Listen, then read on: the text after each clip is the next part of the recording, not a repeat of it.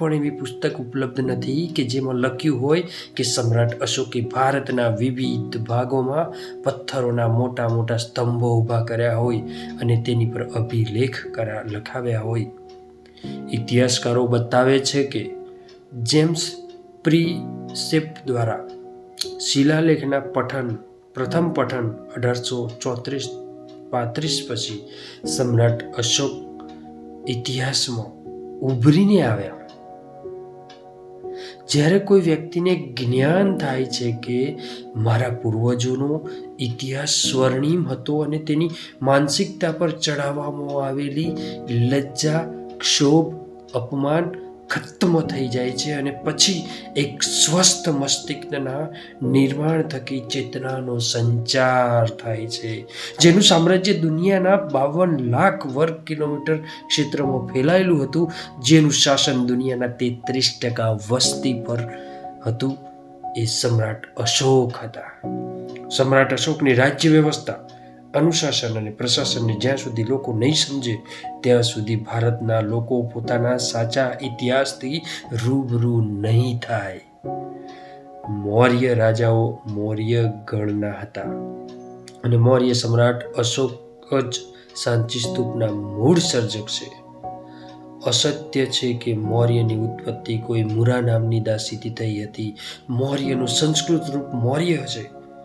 પાલી, પ્રાકૃત અને સંસ્કૃત જેવી કોઈ પણ ભાષાના વ્યાકરણ અનુસાર મુરાથી મૌર્ય શબ્દ બનશે નહીં.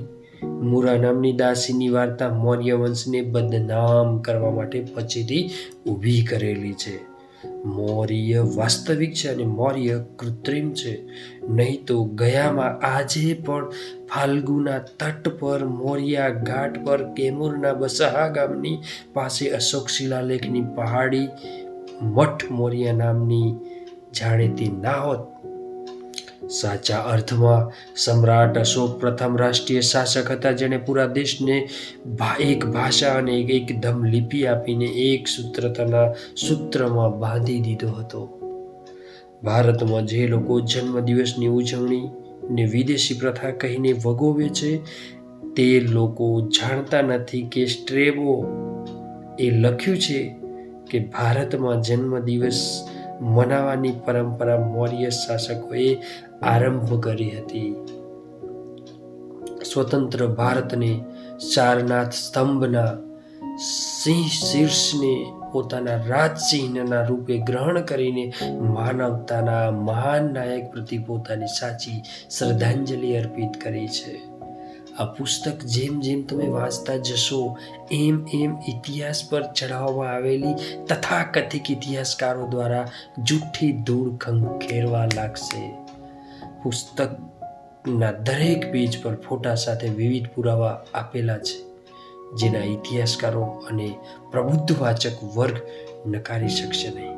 તો સાથે મિત્રો, આજનો ઓડિયો બુક પાર્ટ 2 આટલું જ છે. આપણે વિસ્તૃત થોડો મોટો જેમ જેમ આપણા લોકો સુધી પહોંચશે, શરૂઆત છે, જે બહુ મોટો કલાકોનો વિડીયો બનાવું અને લોકો કંટાળી જાય, પૂરું સાંભળે ના સ્કીપ કરે, એના કરતાં હું નાના જેમ જેમ આપણો પ્રતિભાવ મળશે એમ વધુ ને વધુ આપણે પુસ્તકો અહીંયા યુટ્યુબ ચેનલના માધ્યમથી આપણે જન સુધી આપણે જે આપણો એક વર્ગ છે જેને જવાબદારીના બોજ નીચે દબાઈ ગયો છે, જે વાંચવું છે પણ વાંચી નથી, જાણવું છે પણ સાચી માહિતી જાણવા મળતી નથી, એ સાથી મિત્રો માટે હું સખત મહેનત કરીને પણ તમારા સુધી આપણો આ સાચો પુરાવા સહિત આપણો ભવ્ય ઇતિહાસ આપણા સુધી પહોંચાડવા હું મહેનત કરતો રહીશ.